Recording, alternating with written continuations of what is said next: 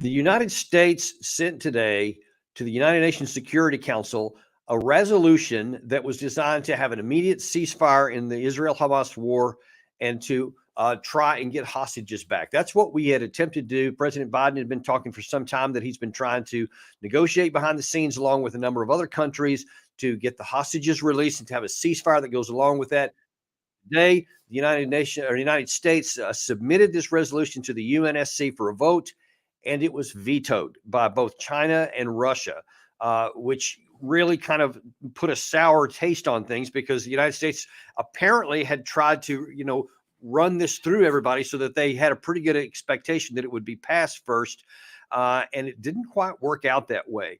Now, today we're going to have somebody, because we're going to talk a lot of things about the whole Israeli-Hamas war, what's going on with the potential invasion into Rafah, with the Palestinians themselves who are now nearing the point of physical starvation. And we have nobody better than somebody who's been on the ground there before and has been on this show. Welcome back, Professor Omer Bartov from Brown University, a former IDF soldier, and just somebody who's really tied in with what's going on there. Professor, welcome back to the show.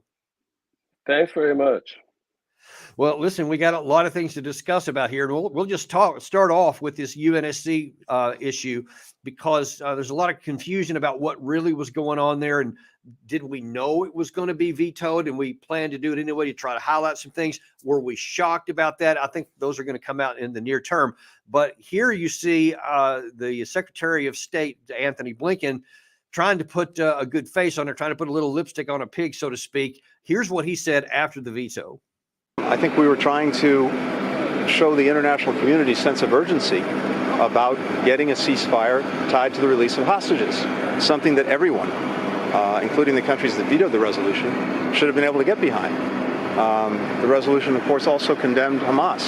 It's unimaginable why countries wouldn't be able to do that. But I think the fact that we got such a strong vote despite the veto by two of the permanent members of the Security Council, again, is evidence and demonstration of the commitment, the conviction of countries around the world, notably on the Security Council, to see about getting the ceasefire, getting the release of hostages now. That's what the resolution said. That's what it called for. And I think it showed that a strong commitment to that from many, many countries. Now, look, just right off the bat, I'll just say it's kind of an embarrassing argument to make that, well, we got a lot of votes for this, because then that would mean that the previous votes that the U.S. vetoed, which had overwhelming global support behind many of these things that we vetoed, then that would have been a powerful message and against us. And either way, we don't come out looking very good. But I just wonder, what is your expectation? What did you think going when you heard this UNSC resolution that was going forward? What did you think about it before, and were you surprised at the outcome?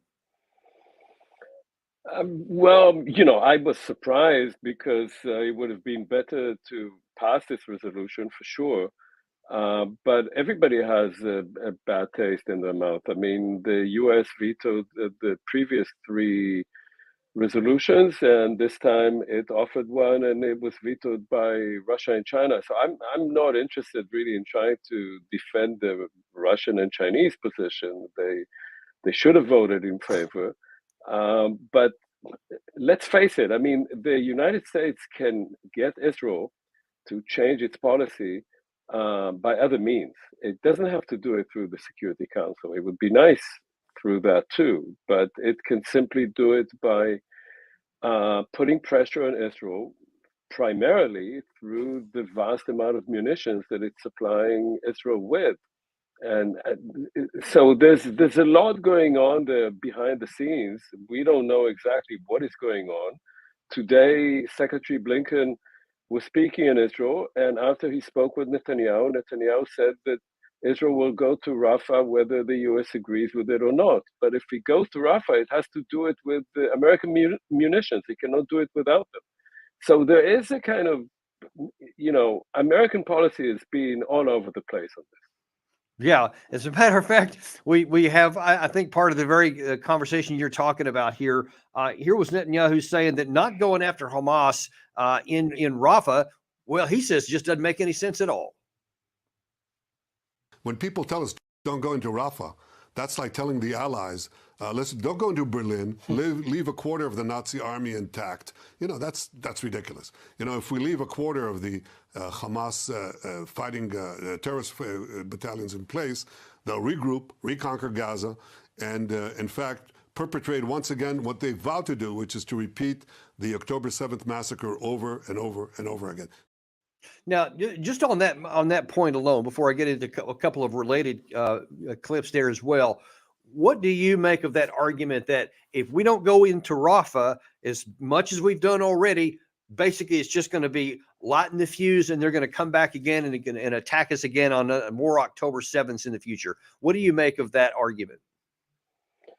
Well, look, I mean, the IDF said that it was going into Gaza to destroy Hamas, its political and military leadership, and to release the hostages. It's been fighting there for 5 months, and it hasn't managed to do that. So first of all, this threat that they will go into Rafah and finish the job, it took them 5 months to get to where they are, and they've not done too well, I have to say. I'm not sure that the IDF is ready to go in. From what I'm hearing, they actually would be happy to have a pause right now and to reorganize. If they want to go in, they actually have to call up reserves and move forces from the Lebanese border. So a lot of this is empty talk. A lot of this is Netanyahu trying to show that he is standing up to American politicians so as to save his own back on the domestic scene in Israel, where he's highly unpopular. And he's using, I would say, American fumbling of policy to his own advantage to try and secure his position in domestic Israeli policies. And this has nothing to do with actually waging an efficient campaign, which is not being waged against Hamas. Let me ask you real quick on that point there. So Netanyahu is for the last week or 10 days, continues to use this phrase that they have destroyed most of Hamas, but there's still 4 battalions of Hamas. When you're talking about Hamas who doesn't wear uniforms, how do you even measure that there are battalions, and how do you calculate when you've destroyed them? I mean, just on the practical level, how does Netanyahu add that, or does he even say? I think a lot of this is just rhetoric, because by now we know that Hamas has actually gone back to northern Gaza. The areas of Gaza that were cleaned up, so to speak, through vast destruction by the IDF. The IDF has been encountering Hamas fighters there. So yes, they have killed large numbers of Hamas militants. They cite numbers. I don't know whether these numbers can be believed or not. But after such a long time of fighting by a modern army against what was estimated to be 40,000 lightly armed, at the most 40,000 lightly armed Hamas militants, they may have destroyed a quarter or half of them. This counting on the Israeli media, you hear a lot. They've killed battalion commanders, they've killed brigade commanders. They are sort of applying regular army categories to a militant organization that doesn't work that way. So I don't know what exactly, and I'm not sure that they know how much exactly they've degraded Hamas, but I would say that they don't appear to be ready to go into Rafah, quite apart from the fact that you have well over 1 million people there, and going into Rafah right now would be an absolute catastrophe. Well, yeah, and just fundamentally, how would they even distinguish between the male population of that 1 million people and the Hamas fighters? How would you know who to kill? I mean, just being blunt about it. I don't think they know. And from everything that I hear, they have been arresting a lot of men of military age, whether they are members of Hamas or not, jailing them. There have been many reports of maltreatment of people, of torture. So they are just going against anybody who might be a militant. It doesn't appear to me that their intelligence is particularly good. And the result of that is that these are not effective operations. By and large, the IDF for the last at least month is bogged down. it's not really conducting an effective military operation. It's not getting orders from the military, from the political leadership, what to do and where to go, and it's just biding its time. Well, that's certainly not a good situation for the people to be in there for many reasons. We're going to touch on that in just a second. But you said something a second ago. I want to go down the path here. And you said it seems like that Netanyahu is basically using indecisiveness on the Americans' part for his domestic audience back home. And we got a couple of pretty unpleasant examples of that. You had during the State of the Union address, the President of the United States emphatically said, "We want a two-state solution." Here's what he said. As we look to the future, the only real solution to the situation is a two-state solution over time.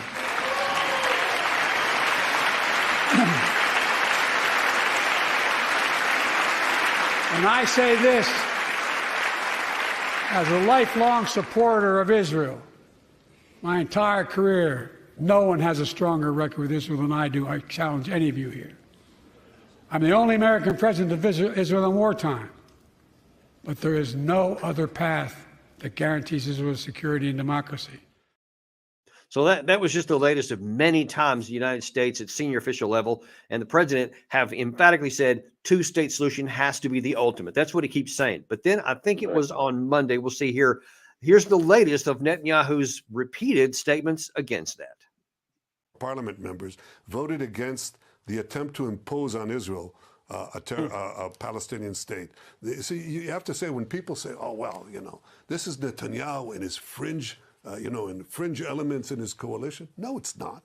It's the vast majority of the Israeli public that understands that a Palestinian state, the way that is being envisioned, would be an enormous danger to Israel's future. So that's why they're united in resisting this. And I'm proud to lead this policy. So now, correct me if I'm wrong, but I think the numbers actually back him up on that a majority of the Israeli citizens actually do support his position not to have a two-state solution, quote, rammed down his throat, as he said a couple of times since that State of the Union address. So that puts Netanyahu and Biden on opposite poles, moving in opposite directions. And then the question is, what happens in the middle? Well, look, I mean, Netanyahu has spent his entire career trying to kill the two-state solution or any kind of resolution of the conflict with the Palestinians. And because his policies have been so rejectionist of any kind of resolution, the result has been that the extremists on both sides have grown more and more powerful, and the public in the middle is sort of caught between the two sides. He obviously does not want to see that kind of resolution. What is interesting is that Netanyahu himself is probably the least popular person in Israel today. And he's trying to use what he presents to the Israeli public as American pressure so as to strengthen his position in Israel as the only one who's defending Israel from its ally, the United States. I don't think it's going to help him in the long run, but I'm sure that it's going against the national interests of Israel itself, because what was shown on October 7th is that Israel must bring some kind of political resolution to the conflict with the Palestinians, that it cannot be resolved by force. And Netanyahu tried to ignore it, tried to bury it, tried to support Hamas so that he could say that there is no one to talk with because Hamas is so extremist. Yeah. And now has tried to destroy it. And what has happened is that Israel has become weaker in the process, not stronger, and it's becoming increasingly weaker vis-a-vis also its greatest supporters. There's more and more people around the world among its supporters, just like President Biden, who've really had enough with that. And the only way to resolve this is to change this government in Israel. It obviously cannot be done from Washington. Hopefully it will be done by the Israeli electorate. And you have to take a look at some of the others who are saying some of the similar kind of things, and you don't have to look any further than Jordan, which should be has been a longtime friend of the United States and has been in relatively good relations with Israel, already pushing in the opposite direction. And King Abdullah is warning this. We cannot afford an Israeli attack on Rafah. It is certain to produce another humanitarian catastrophe. The situation is already unbearable for over 1 million people who have been pushed into Rafah since the war started. We cannot stand by and let this continue. We need a lasting ceasefire now. This war must end. And also, just this past Monday, National Security Advisor Jake Sullivan seemed to echo that concern when he said this. Our position is that Hamas should not be allowed a safe haven in Rafah or anywhere else. But a major ground operation there would be a mistake. It would lead to more innocent civilian deaths, worsen the already dire humanitarian crisis, deepen the anarchy in Gaza, and further isolate Israel internationally. More importantly, the key goals Israel wants to achieve in Rafah can be done by other means.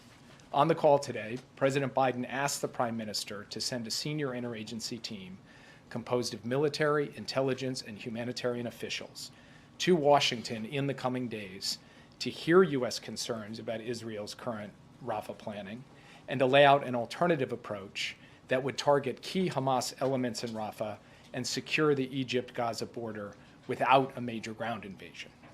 The Prime Minister agreed that he would send a team. Obviously, he has his own point of view on a Rafah operation, but he agreed that he would send a team to Washington to have this discussion and have this engagement. So now, in my view, that's setting us up for something really bad here in the United States, because here you have the National Security Advisor, after the president has just said what he did in the State of the Union, saying that we think there is a better way to do it. And we asked him to please, please, please send somebody to come talk to us.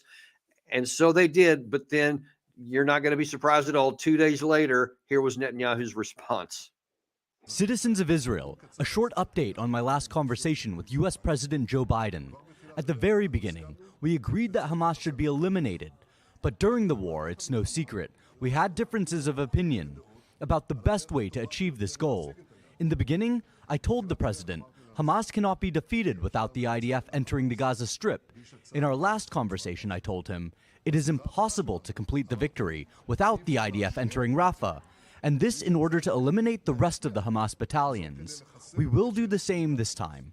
I want you to know that I have already approved the IDF's operational plan, and soon we will also approve the plan to evacuate the civilian population from the battle zones.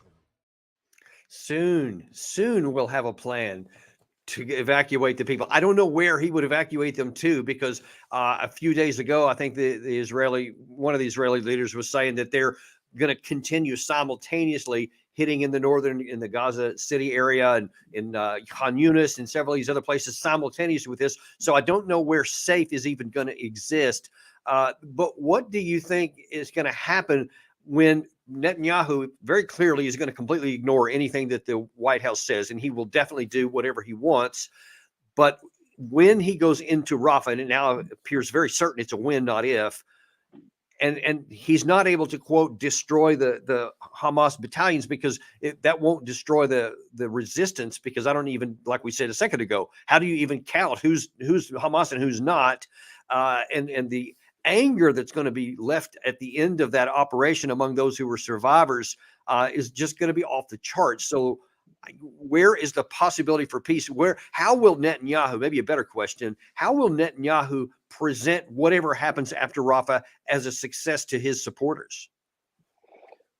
Well, let me cut to the chase. I mean, Netanyahu has no interest in this war ending, which is why he's saying there has to be an absolute victory. And it's a war in which there cannot be an absolute victory, because it's a war that can end only by political means. And he is against those political means, but he has to stay in power, because if he doesn't stay in power, he's in danger of going to jail. And so he has no interest in ending the war.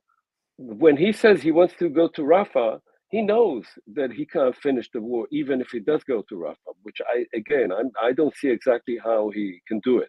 So the only way to influence Netanyahu is to say, if you want to go to Rafah, fine, but you're not getting any munitions from us.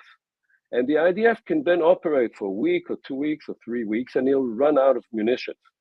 And then he'll have to face the music and say, look, I mean, I alienated our ally. We cannot continue the war because of my policies. That's the only way. As long as the Americans, on the one hand, are saying, we have a different idea. We would like you to use political means, but they keep supplying him with arms, then he will continue. He is basically biding his time for the elections. He is calculating that after June, there won't be any more pressure from the United States because the United States will be the administration will be too deeply engaged in politics. Then maybe President Trump will return, and then we'll see what happens. And he is one of those leaders, there are a number of them in the world, who think if I can stay in power another month, another 2 months, that's fine. It doesn't matter to me how many people will die in the process. It doesn't matter what I do to the international relations of Israel, which are, basically going down the tubes, because I can stay in power. And I think that he believes someplace in his mind that he's doing the right thing for Israel. He's not only about power, he's also an ideologue. But obviously, for any clear-minded person, what he's doing, he is weakening Israel by the day. And all those who are friends of Israel should work to remove that government through diplomatic, political means. The most powerful impact on Israeli policies is the United States. And the administration has just not been putting its foot down. Yeah, and look, I think that it's starting to become manifestly evident that there are bigger and bigger risks beyond whether Netanyahu stays or doesn't stay. They had this headline, I think this was earlier today, Gary, if you could throw that up there, talking about some of the other regional risks, where it says a war on Gaza, Israel is dragging the U.S. into a future regional war. And David Hurst goes on to write that today Israel's invasion of Gaza is uniting the Arab world against Israel. The Houthis are now the toast of Arabs all over the Middle East for their campaign against the Western shipping in the Red Sea. A dangerous and potent mixture is brewing in Arab hearts all over the world. Anger, deep humiliation, and guilt. This is a recipe for an existential war, the likes of which this generation of Israelis has never experienced and has no appetite for. Do you think that he's exaggerating there, or do you think that this really is laying the seeds, even however this is resolved in the near term, that it could be laying the seeds for a future insecurity for Israel in the region? I've been saying that, I wrote about that at least 2 months ago. The main danger is that the entire region now will get engaged in this conflict, and it will veer entirely out of control. That the United States would no longer be able to control it. And that would be, of course, bad for American policy. The United States has wanted, for a long time now to focus on the Far East, and it's stuck either in Ukraine or in the Middle East. But it will also be really bad for Israel. Israel now is weakening, not becoming stronger. We know that if Israel were to go into Lebanon, which all kind of Israeli generals are threatening to do, it would get bogged down there too. And it is not a very large country. It's a country whose resources now are being run down. And so both for Israel, for the region, and for American policy, the most important thing to do right now is to put an end to this war and to create a situation whereby, obviously, the result would be that Netanyahu would have to finally go into elections, which he would lose, and to have a more rational, it won't be a particularly liberal government in Israel, even if he's removed, but it'll be a rational government that is not worried about keeping the war going on, because that's the only way to stay out of jail. and one of the near term risks, I think that it's certainly already the biggest bill payer is the Palestinian people. Now it is pressing a lot of people, even in the United States, among Biden's supporters, for saying, how can this continue going on? And you've probably seen the results of the presidential election for the Democrats in Michigan and Minnesota, where large numbers had protest votes to make their voices heard that they're not satisfied with this. And of course, in a general election, that would be political suicide for Biden, and he will have to do something. So it looks like that's starting to change his policy. So we had Secretary of State Blinken make this pretty stark statement a few days back.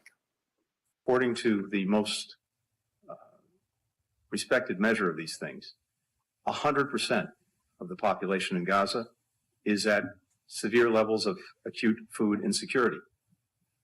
That's the first time an entire population has been so classified. We also see, again, according to, in this case, the United Nations, 100%, the totality of the population is in need of humanitarian assistance. So that's what is kind of generally taken to be the case. But then, interestingly, today, a couple of hours ago, in the UNSC, in the United Nations Security Council meeting, where the Russians and Chinese vetoed that, the Israeli ambassador had a very different take on that situation. The libelous narrative of famine in Gaza. This too is Hamas propaganda, which the UN has chosen to embrace. There is absolutely no limit that Israel places on humanitarian aid entering Gaza.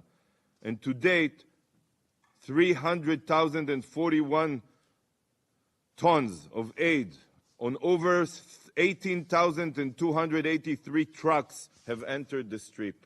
Any country that wishes to provide more aid is more than welcome, and we will facilitate its entry. The only reason why any Gazan lacks aid is because Hamas loots it and steals much of it for themselves. So it's not because aid didn't get in there. It's only Hamas that's causing the people to be starvation. But then that seems to be, that puts at contrast and odds this claim that, number one, there are literally thousands of trucks like this of aid just parked ready to go in but are not being able to get in. And then why in the world, and I want to go down this path in a little bit more in detail here in a second, is the United States building a military pier in the water to get food in when all they have to do is open the gates right now? And all these trucks could then go in right now. So what the ambassador said doesn't seem to line up with reality. Well, look, first of all, we know that it's nonsense what he's saying. There is severe shortage of clean drinking water, severe shortage of food. In Gaza, there are many, many reports of that. It's even reported on the Israeli media, which has been generally behind the government. So we know all of that. It is bizarre that the United States, which is Israel's biggest ally, which is supplying it with munitions, has to go behind its back and to drop supplies from the air and to open a route for sea transports into Gaza instead of telling Israel, you have to allow those trucks in. And Israel is not allowing the trucks in. It's also, by the way, using protesters who are stopping the trucks instead of bringing the police to remove those protesters who are right-wing Israeli protesters who are against supplying the population. They are saying, well, we don't have a choice because people are protesting against these supplies. So they're speaking for both sides of their mouth. That's not a new thing. The real policy of the Israeli government is, in fact, to put increasing pressure on the population in Gaza through a lack of supplies. This is a concerted policy of starving the population. And the United States, in a sense, is both trying to alleviate the situation and is complicit in it at the same time. Yeah, that's one of the harder things to understand, because we've talked about on this show before the frustration at why is the U.S. willing to put so much military effort into building this pier and bringing all these resources in, which is one of the most expensive ways to get it done, instead of merely putting pressure on Netanyahu to open the gates, to create new holes in the gate, whatever. Then the food comes in today, not 6-8 weeks from now. So I don't really understand that. And I wonder if you could speak to some of the reports that are actually claiming that maybe what's behind this, and one of the reasons why Israel won't open the gates is because they want this floating pier to be built, because they have some desire that instead of food coming in on that pier, that maybe one day people could go out on it and go to, whether it's Cyprus or any other destination in the world, to basically move the population. Is there any truth to that? I don't know if there's truth to that, but I know that there are pressures within the Israeli government and its supporters, people speaking openly about the desire to remove the population of Gaza from the Strip, whether it would be by a seaport or whether it would be on land or into the Sinai Peninsula, wherever it would be.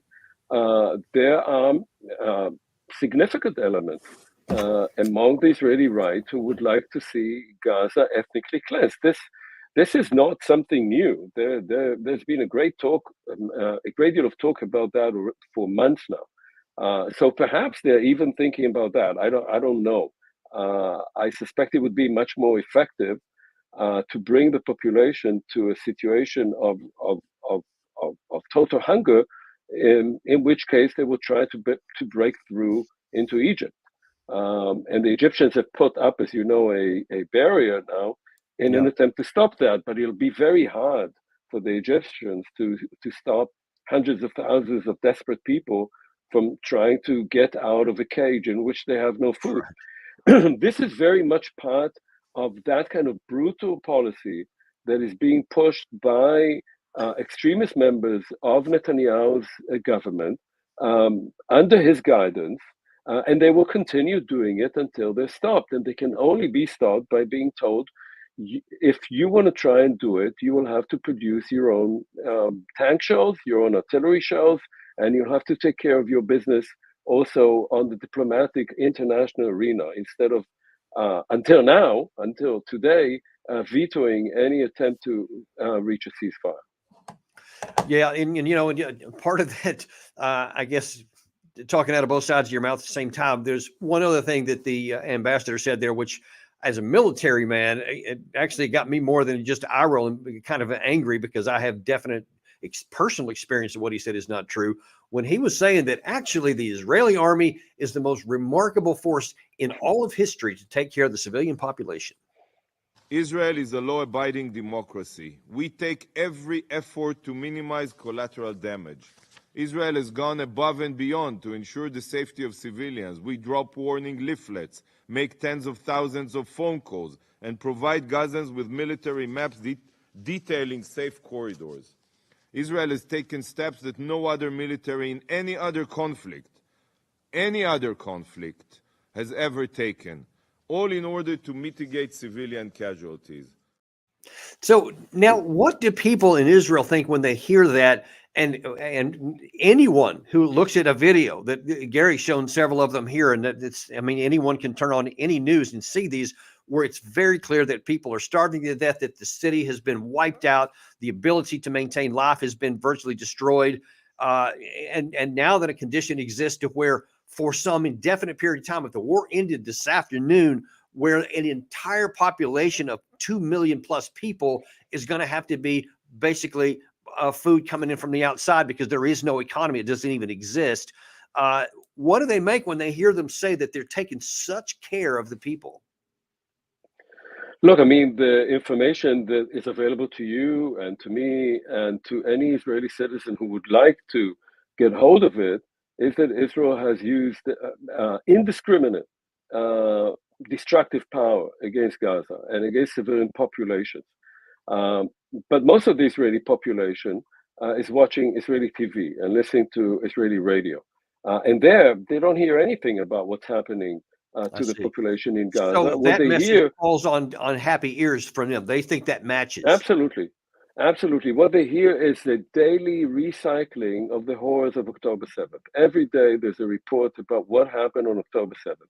And so the Israeli public is filled in large part with a rage, fear, will for vengeance, and they do not want to know about what's going on. In fact, just the other day, I had an exchange with a friend in Israel who is very liberal and who said in an interview about what's going on in Gaza, he said, I don't have room in my heart for the children of Gaza. I have room in my heart only for our children. And I wrote him, I said, I mean, how can you say that? And he simply told me that we disagree. This is in the liberal sector of the Israeli public. I'm not talking about the settlers and the Ben Gvir and Smotrich people in the cabinet. It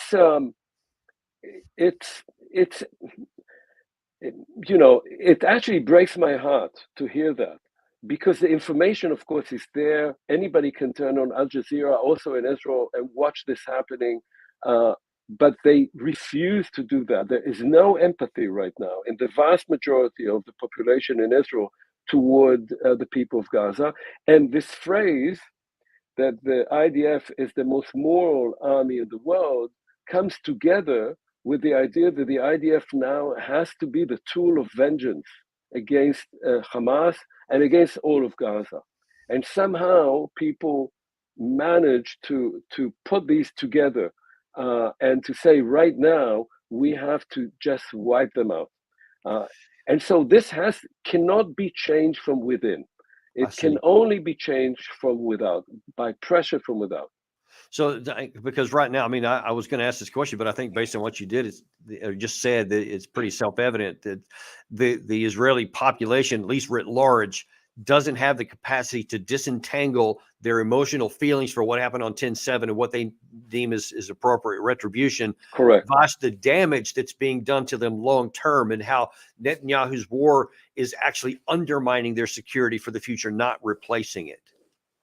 Absolutely, yes. And there's a kind of celebration of Israeli heroism. So the war is shown only through the gun sights of Israeli soldiers. There's now a celebration, a sort of cult of mourning.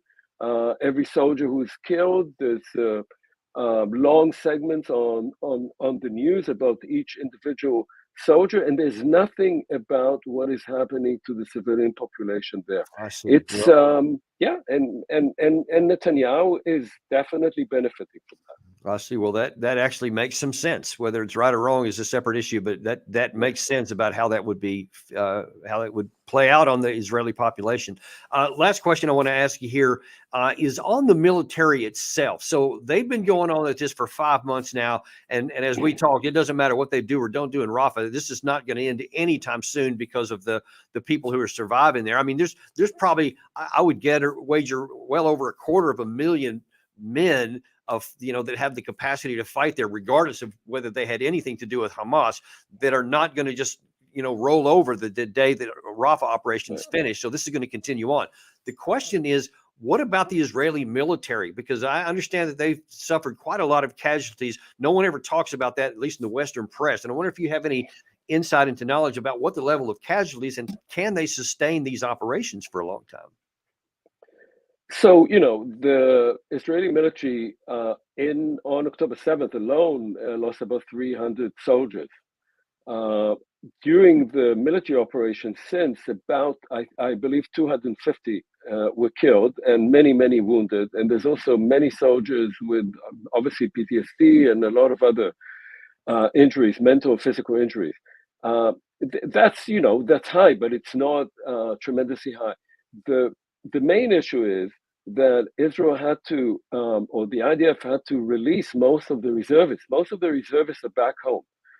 So the army now is fighting with regular troops. And the regular army is not very large and is under enormous strain because it's stretched out in Gaza, it's stretched out along the northern border, it's stretched out in the West Bank. And if any major operation were to take place, the reservists would have to be called up again. And that has created an enormous amount of economic pressure, both individual, that people just are losing their jobs and have no income, and of course on the economy generally. And so such a long war, since 1948, Israel has not fought such a long war. Even 73 was only 20 days. And so, yes, this is putting a lot of pressure on the economy. It's putting a lot of pressure on individuals. The combat units have seen a great deal of mental attrition. And I would say it's sustainable, but it's under a lot of pressure, and it's ultimately weakening Israel's ability to sustain its economy. And I think if there is no political resolution to this, then this is going to continually erode Israel's ability, both economic and military. And last question, how long do you think it would take for the Israeli population, once whatever happens in Rafah happens and the war doesn't come to an end, because it's going to have to continue fighting it even at a so-called lower level, there would have to be some requirement to rule Gaza, to keep civil order, even at that, which will have a perpetual cost. At what point does the Israeli people say, hey, this is just not worth, the effort here because the cost is much greater than any benefit. How long might that happen? 3 months, another year? What do you think? Look, I mean, it's hard to say where the breaking point is. Right now, some people thought it would happen already, and it hasn't happened. And I think it's largely because of the effect of October 7th, which is still lingering. You have to understand there are about 150,000 Israelis who have been displaced from their homes in the north and in the south. But I think it will happen. Israel will not be able to control Gaza, and it's trying now to find all kind of local elements which are not Hamas to do the work for it. That's not going to work. These are mostly gangsters. You can't control a population with a bunch of criminals. It won't work. So how long will it take? I don't know. If you look at what happened in Lebanon, Israel spent years in Lebanon until it realized finally that it simply could not control it, and left, which was the best thing that it could do. But in the process, it created Hezbollah, which is its largest enemy. So I don't know. I think this will have to go together only with the political change. I'm sure that people in the military, maybe not the top leadership, which will have to go as well. Once the war is over, the entire top leadership of the military will have to resign. I mean, they screwed up really big time, and they will have to go. And when the political leadership, the current leadership, is removed, then there will be a rethinking of all of this. It will have to happen, and it will mean also rethinking Israel's security policy and Israel's relationship with the Arab states, but especially with the Palestinians. Yeah. And of course, all this requires the perpetual funding and arming by the United States to even allow that to continue going on. And we'll see whether that continues to be the case or whether there's finally eventually some kind of change in Washington. But that we'll leave it there for now. And we're going to continue to keep a track of this because this is a dynamic situation that changes a lot, as we've seen just in the last few hours today. Thank you, Professor, for coming on today. We're always very grateful for your insights. Thank you very much. And thank you guys for coming. We always appreciate you. We always value you coming to our channel. We ask you to come back and join us at 3 p.m. We're going to have Ambassador Chaz Freeman on again. We're going to be looking at the Indo-Pacific policy. Is it deterring China or is it a provocation? You're not going to want to miss this. Ambassador Freeman is one of the best experts in America on issues related to China because he was actually there in the 70s when we did the opening up, and he was later chargé d'affaires in Beijing. Nobody better to talk to than that. You're not going to want to miss that. Come back 3 p.m. today, and we will see you then on Daniel Davis Deep Dive.